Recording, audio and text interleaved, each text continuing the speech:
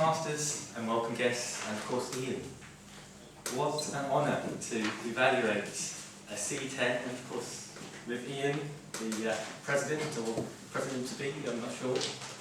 But you wouldn't find him doing any of this business here, doing any egregious, no egregiousness there. And there wasn't any easy pickings for an evaluator like myself. So the classic schoolboy errors of hand clasping or folding of arms, of course, with an accomplished speaker like Ian, you never saw any of that. No ums or ahs, so no easy pickings for me as an evaluator there. And so I will just talk about the stuff I like, and possibly one recommendation that is really just to make it more awesome. The start, I love the opening. It was a question, what would you tell your younger self? And I love the vocal variety, his presence on the stage, his sort of, I love to sidestep, and he did all this, and then he walked over here and told us about his other exploits. So good command of the stage. Certainly I've learned lots from that.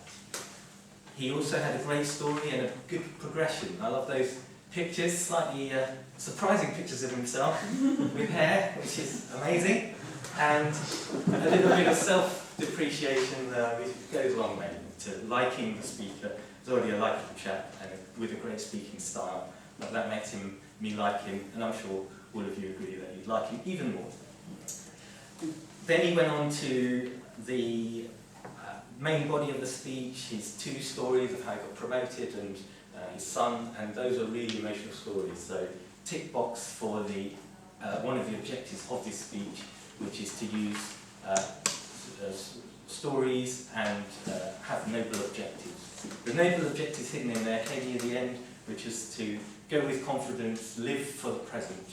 And that brings me to my recommendation, and it's really just personal preference.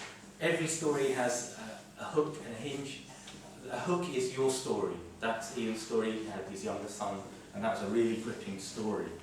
The hinge is when it relates to you, so how you can learn from that story. And he went on to go with what's in your heart. If your future self walked and tapped you on the shoulder, and I'd love to have seen that expanded a little bit more. So the hinge maneuver, where you relate to the audience and make it more, go with confidence in what you're doing. That to me was really powerful, and that occurred in the closing couple of minutes of his speech, and I'd have loved to hear a bit more of that, and more inspiration from the man himself to the audience.